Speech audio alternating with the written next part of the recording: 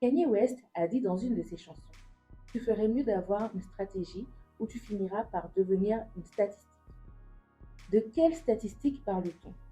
Il y a des cases dans lesquelles on aime être rangé, d'autres moins. Par exemple, les personnes issues des quartiers sont des racailles. Les Noirs sont bons en sport. Les Asiatiques sont bons en sciences. Il y a aussi des faits auxquels on a du mal à échapper. En France, il faudrait 6 générations pour qu'une famille sorte de la pauvreté, soit 180 années pour atteindre le revenu moyen. Si vous venez d'un quartier dit prioritaire, vous avez plus de chances d'être orienté vers une filière professionnelle. La vie est faite de cases, le tout étant de les connaître, de les reconnaître et autant que possible de faire le nécessaire pour se retrouver dans celle de notre choix et non dans celle que la société veut nous imposer.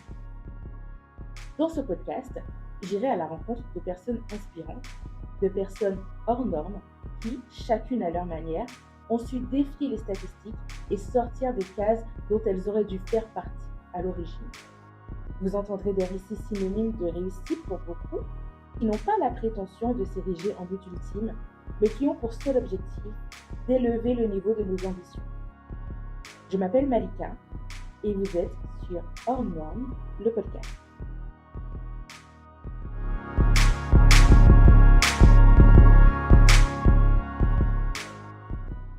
Alors bonjour Aurélia. Bonjour Malika. Merci d'avoir accepté mon invitation. Je t'en prie. Merci de faire l'honneur au podcast Hors Normes, d'être du coup la première invitée. Waouh. C'est un honneur pour moi, parce que tu es vraiment une inspiration. Alors, je vais vous dire quelques mots sur Aurélia. Pour moi, Aurélia, c'est vraiment le modèle de la femme ambitieuse, de la femme qui ose, de la femme courageuse. Et c'est pour toutes ces raisons, du coup, que je l'ai invitée sur ce podcast. Mais je vais la laisser se présenter plus en détail. Du coup, après cette présentation, je sais plus trop quoi dire, mais je m'appelle Aurélia, effectivement. J'ai plusieurs casquettes. Je suis salariée, en même temps, je suis entrepreneur et aussi je suis maman. Je suis mariée. C'est une question simple, mais à la fois difficile parce que je sais qu'on est aujourd'hui dans une société où les gens vont vraiment calculer, analyser comment tu te présentes. Tu t'es présenté en étant maman. Tu t'es présenté par ton travail. Merci beaucoup pour cette présentation. Donc effectivement, tu as plusieurs casquettes et je voudrais essayer de décortiquer un petit peu ta vie. Ça marche. On va pas forcément rentrer en détail dans toutes les casquettes, mais on va commencer par le travail parce que je crois que avant d'être entrepreneur, tu as été salarié en alternance, etc. C'est ça. Et du coup, je voudrais qu'on voit un petit peu ton parcours scolaire. Qu'est-ce que tu as fait comme études, les écoles dans lesquelles tu es allée, etc. Alors moi, de façon classique, j'étais dans un collège tout à fait normal, un collège public. Ensuite, j'ai fait un lycée privé parce que j'étais dans une zone ZEP, je ne sais plus comment on appelle ça aujourd'hui. Oui, les zones prioritaires. Ouais, voilà, c'est ça, dans mon collège. Et du coup, il y avait vraiment beaucoup de bordel, c'était compliqué. Du coup, ma mère a vraiment tout fait pour qu'on aille dans un lycée privé. Et en fait, dans le lycée privé, il y a eu un changement de niveau déjà. Disons que j'avais des félicitations tout le temps quand j'étais au collège.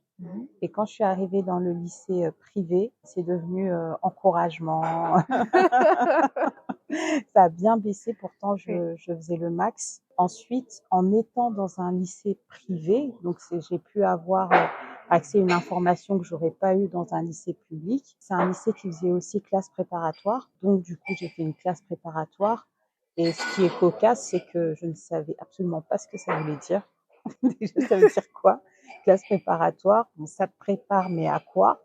Et j'ai su, mais peut-être genre à un mois après avoir intégré que mais en fait, c'est pour intégrer des écoles de commerce, ça va coûter tant. Mais en fait, j'intègre pas, je passe un concours. Non, mais vraiment n'importe quoi le truc. Moi, c'est la génération, on n'avait pas encore Internet, hein. C'était vraiment les débuts, donc vous avez de la chance.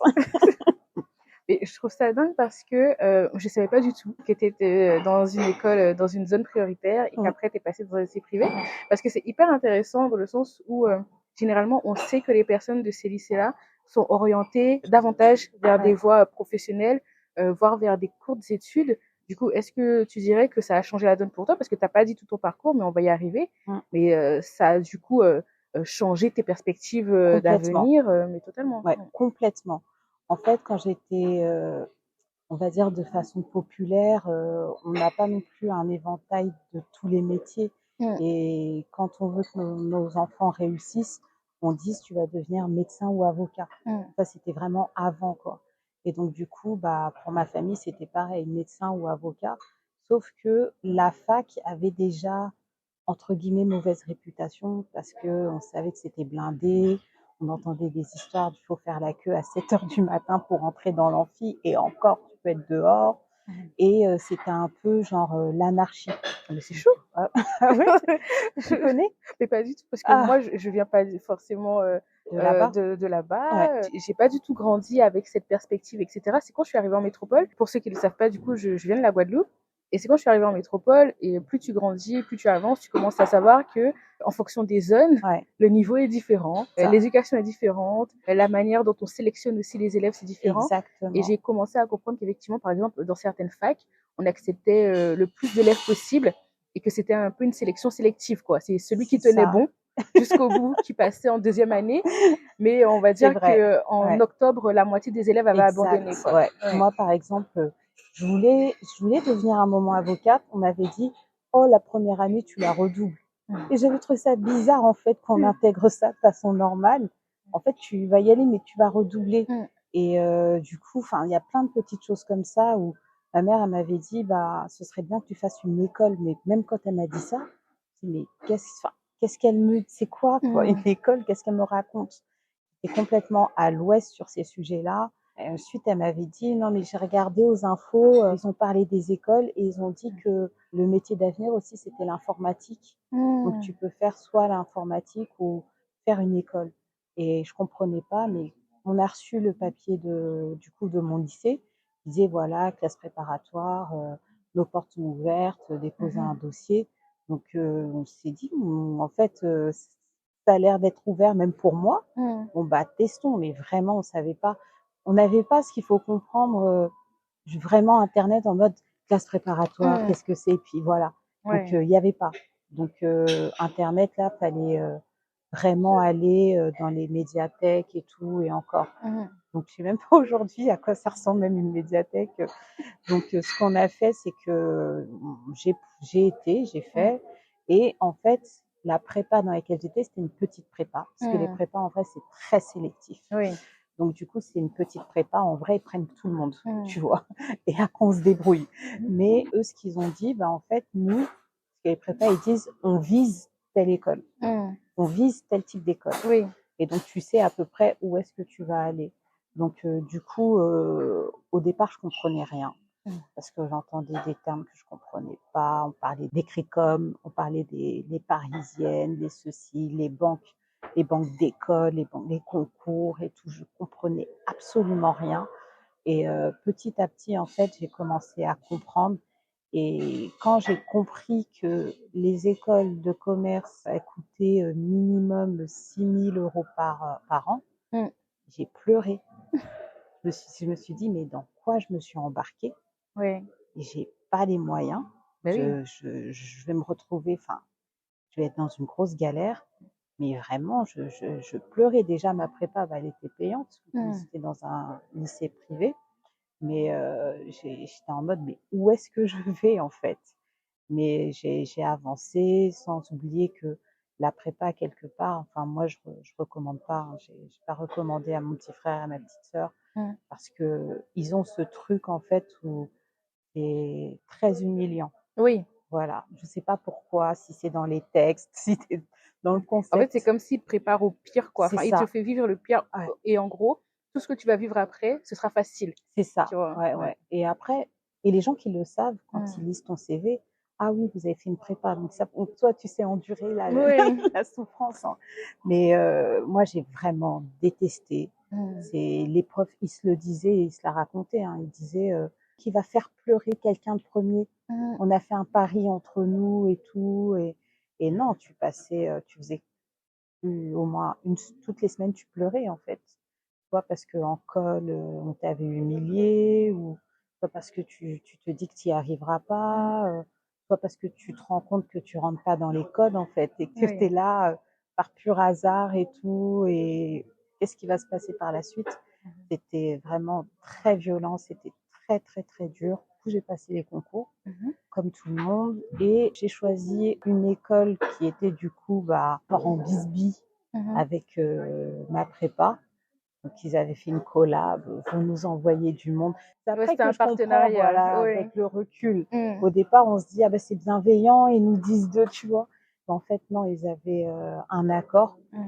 Donc du coup, j'ai été dans une école en Normandie. À l'époque, c'était, l'ESC Le Havre, Mhm. changé de nom. Donc l'EM Normandie, qui a fait la fusion de plusieurs écoles de commerce en Normandie. Et même là, quand je suis arrivée là-bas, j'étais un ovni. Mm. J'étais un ovni, même quand on a pour habitude, parce que moi, du coup, je suis d'origine congolaise, Mm. j'ai la peau noire. Quand on se retrouve dans un milieu comme ça, les gens qui ont la même couleur ont tendance à se regrouper. Mm. Et moi, je sais que je me suis regroupée avec les gens qui avaient ma couleur, mais même quand j'étais avec eux, je me sentais comme un intrus. Et vous n'avez pas forcément la même éducation ni les mêmes Exactement, codes. pas du tout les mêmes codes. C'était des femmes qui étaient aisées, Mm. des jeunes femmes aisées. Leur école était payée par papa, maman. Comme ça, moi, j'étais en galère. Alors, avant d'aller dans cette histoire de galère, etc., je voudrais savoir comment tu t'es adapté au niveau de ton premier changement d'école, donc quand tu es allé dans le lycée privé, Mm, parce que je pense que qu'après ça a été, mais je sais que ça peut être. Alors moi, on m'a parlé de 6 mois d'adaptation, on va dire, pour que les niveaux s'équilibrent d'accord. entre la nouvelle école ou une école avec un niveau plus fort, etc., par rapport à l'ancienne. Donc pour toi, comment ça s'est passé? Bah, en fait, déjà, première chose, c'est que je vais revenir un peu en arrière, Mhm. c'est que quand j'ai intégré le lycée privé, j'étais en première. Mm. Ça veut dire que j'ai fait ma seconde dans un lycée public, Oui. et c'était vraiment le gros bordel dans la salle de classe et Mm. tout. Bref, j'ai fait ma première, et je ne sais pas si c'est toujours le cas, mais en première, on a comme, on peut, je sais pas comment, si on peut ne pas redoubler, je sais pas comment dire. Oui, aujourd'hui, Ouais, le redoubler, c'est plus obligatoire. ouais, voilà, Ouais. c'est ça. C'était ça. Mm. C'était en gros, on nous donne un avis, Mhm. vous redoublez pas, et Ouais. voilà. Et je crois que moi, parce que j'étais très nulle en maths, Mhm. on m'avait proposé de redoubler, et c'était vraiment très dur parce que ma mère, enfin, elle se donnait à fond, et elle avait eu l'impression vraiment d'avoir raté quelque chose, de pas être à la hauteur et tout. Mm. Et c'est pour ça qu'elle m'a inscrit dans le lycée privé, Oui. et en même temps, elle a inscrit mon petit frère et ma petite sœur dans l'école primaire, du coup, privée. Mm. Donc là, il y a eu un gros shift. Et quand je suis arrivée, du coup, dans le lycée, bah, c'est un lycée de fils à papa. Déjà, c'est ça qui m'a choquée, moi, tout de suite. C'est vraiment des gens, les noms de famille, ce sont des noms de famille que je voyais dans les devantures de la ville, Mm. ou des grands noms vraiment de laboratoires pharmaceutiques et tout ça. Ils t'intègrent pas, en fait. Ils Mm. savent que, bon, déjà, je suis externe. Et il y avait déjà Oui. les demi-pensionnaires, Mm. les internes. Donc, externe, c'est tu n'es personne. Mm. On ne te calcule pas. Donc, je me souviens que le premier jour, j'ai pleuré. Franchement, j'ai pleuré. Je me dis, comment je vais faire? Là, je suis allée, j'ai beaucoup Tu pleuré. as beaucoup pleuré, c'est ce que j'allais dire, tu as beaucoup pleuré. C'est pas fini. C'est ça, je suis en train de réaliser. Non, j'ai pleuré et tout, mais après, franchement, j'ai fait mon truc. Au niveau scolaire, j'ai pas pu être aussi bonne, sauf en français, que je l'étais, tu vois, parce que tu vois, ils m'avaient proposé le redoublement, mais j'avais d'excellentes notes pour le bac de français et Mm. tout ça. Donc, sauf en français, j'avais les meilleures notes. Mais après, pour le reste, j'ai pas pu Je remonter remontais, la oui. pente au même niveau. Donc, j'avais les encouragements. Il y avait des prix à la fin de l'année, j'avais eu le prix du travail. Donc ça, c'est vraiment elle, elle est à fond. Oui, Elle a tout elle a donné et tout tout. donné. Donc, Il faut quand même ouais, l'encourager, voilà, quoi. c'est ça. Donc j'avais eu ce prix-là. Et puis voilà, moi, c'est ce qui m'a plus marqué, que c'était un univers assez snob, Mm. assez des personnes qui ne connaissent pas le prix d'une baguette ou d'un timbre, Mm. qui ont un billet de 100 € pour la semaine. C'était beaucoup à l'époque, tu vois, un billet Oui. de 100 € pour un lycéen pour la semaine et Et c'est tout. toujours beaucoup. Je Oui, précise, c'est toujours énorme d'avoir 100 € par semaine. Enfin, qui a ça? c'est ça. Et Ouais. du coup, ouais, c'est plus un univers où tu essaies de rester à flot, un peu genre qu'on remarque pas que je suis pauvre, tu vois, Mhm. qu'on remarque pas que je fais pas partie de de leur groupe et tout, même si bah ils vont en vacances ensemble, ils vont à Courchevel, tu vois, ils font Ah oui, plein mais c'est du de haut niveau. ouais voilà, Ouais. ils font plein de choses comme ça et bien sûr tu n'es pas dans le groupe donc ils savent que toi tu habites dans les quartiers chauds et tout. Bon, on t'a accepté dans l'école, limite et tout ça. En vrai de vrai, c'était des personnes qui étaient hyper cool, hyper Mhm. gentilles et tout, et qui avaient du mal à ouvrir leur cercle. Donc ça, c'est vraiment ce qui m'a frappée. Après, le fait d'avoir fait ce lycée privé, clairement, ça m'a donné une autre trajectoire Mhm. par rapport à mes études et par rapport à même ce que j'ai tout. J'ai l'impression que tout était imbriqué au final Oui. pour m'emmener là où je suis aujourd'hui Mhm. et que sans ça, je serais pas là. Oui, parce que c'est vrai que moi qui connais un petit peu la fin, entre guillemets, de Ouais. l'histoire, je comprends totalement et je me Mm. dis, mais oui, c'est une décision que ta mère a prise, mais qui a changé ta vie. Carrément. Parce Ouais. que qu'est-ce que toi, tu aurais imaginé si tu étais resté dans ton lycée d'origine, etc. Enfin, Parce que concrètement, je vais regarder les personnes qui sont restées, ce qu'elles sont devenues aujourd'hui. Quand je repartais dans ma ville pour les fêtes ou pour Noël, bah, les gens, soit ils travaillent à jouer club, tu vois, parce qu'au final, ils bougent pas de la ville. Il n'y a pas de perspective. C'était en Normandie. On allait à Paris pour aller au marché de Clignancourt le samedi. C'était notre sortie, quoi. On oui. était contents. Après, on revenait, mais il n'y avait pas plus que ça. On pouvait pas rêver grand. Et le fait d'être dans ce lycée-là, avec une autre classe, en fait, de personnes, dire, ah, mais en fait, il y a ça qui existe. En fait, on peut faire ça. Ah, moi, il faut que je fasse ça. Moi, il faut que je me retrouve là. Et ça a vraiment ouvert des perspectives que j'imaginais pas, en fait. Oui, Vraiment. c'est incroyable. Mais bon, après, je suis étonnée et abasourdie par ce que tu dis, mais je sais que c'est vrai parce que les études le montrent en fait, Mm, que lorsque tu changes d'environnement, ta pensée carrément. change, Ouais, tes ambitions sont transformées. Enfin, tu vois plus la vie de la même manière. Alors absolument. que, ben, effectivement, si tu restes dans le même environnement, s'il n'y a pas cette petite lumière Mm, d'éclat quelque part, donc ça peut être un professeur, ouais, un parent qui t'encourage à aller plus loin, une rencontre qui change la donne, mm, bah, il y a de fortes chances qu'en fait, tu sortes pas du cercle et que tu reproduises la même chose encore et encore et de génération en c'est génération, ça. finalement. Et j'ai réalisé aussi une chose, c'est que enfin, souvent, quand on a nos parents qui ont galéré, qui sont vraiment dans le sacrifice, Mhm. qui veulent qu'on aille à l'école, très souvent, eux, c'est école, c'est l'école en fait. Il n'y a Mm. pas de différence. Tu vas à l'école. C'est ça. Hein. Et le truc, c'est que là, j'ai réalisé que non. Tu as des parents qui, dès que la femme est tombée enceinte, ils ont commencé à travailler. OK, la vision de nos enfants, ils vont faire quel type d'études. Mm. OK, bah du coup, il faut qu'on habite là. Il faut qu'on déménage, il faut qu'on achète là.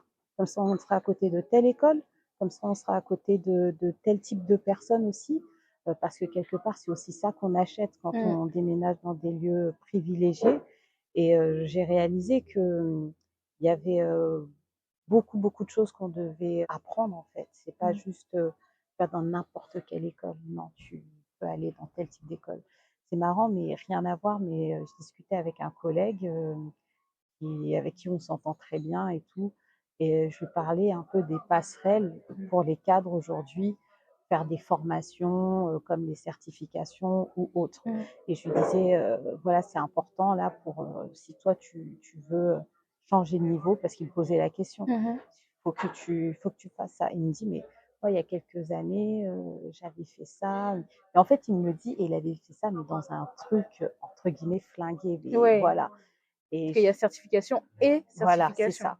Et du coup, je lui ai dit, écoute, si tu les fais pas, tu fais pas ta certif Mm. à HEC, EDEC, EM Lyon, ESSEC ou à l'ESCP, je sais pas, tu vois. Là, Mm. si tu dois payer tout ça, autant que tu regardes là. Elle m'a dit, ah ouais, je savais pas, parce que moi, j'ai fait ça dans un truc et tout vite fait, l'entreprise a payé et tout. Je lui dis, bah Ouais. ouais, mais au final, aujourd'hui, ça lui sert à rien, tu Mm. vois. Et c'est vrai, du coup, j'ai réalisé que des fois même on était en DST, ça m'appelle les souvenirs. DST, devoir sur table, pour ceux qui Voilà. connaissent pas. On était en DST tous les mercredis après-midi et je me souviens, bon, des fois, il y a des gens qui chahutent un peu et il y en avait qui disaient chut, moi j'ai un dossier, j'ai un dossier et je comprenais pas en fait. Après, j'ai compris qu'en fait, les gens, après le lycée, donc toi, tu étais en train de bosser pour avoir ton bac, eux, ils bossaient pour eux, ils savent qu'ils vont avoir le bac, tu vois, ils bossent pour l'après. Mais oui. En fait, ils vont dans des parcours où c'est sur dossier. Et comme ils veulent avoir le meilleur des dossiers, c'est ton chahut là, pas avec moi. Tu vois? C'est ça, c'est exactement ça, parce que je me dis aujourd'hui, quand je regarde comment est fait le parcours des jeunes, enfin le parcours au lycée, Ouais, en réalité, tu commences à penser à ton avenir fin première, ouais, c'est ça. terminale. Ouais, ouais. Moi, je rencontre aujourd'hui beaucoup de jeunes qui me disent ils sont en terminale, hein, mais ils savent pas ce qu'ils vont choisir comme vœu. Ouais. Alors que d'autres personnes, elles rentrent en seconde, elles savent Elles savent exactement dans déjà. quelle école elles vont Ouais. aller, elles savent exactement quel type d'études qu'elles vont faire. Ouais. Et effectivement, le bac, c'est pas un souci parce qu'elles ont déjà le niveau. Et c'est pas parce qu'elles sont les C'est meilleures, hein, clair, ouais. mais c'est parce que déjà, il y a la culture du travail, la Exact. culture de l'excellence, Ouais, la vision a été définie tôt par les parents. exactement. Même si après ils changent, hein, mais en tout Ouais. cas, ils changeront après avoir obtenu leur diplôme. C'est ça, exactement.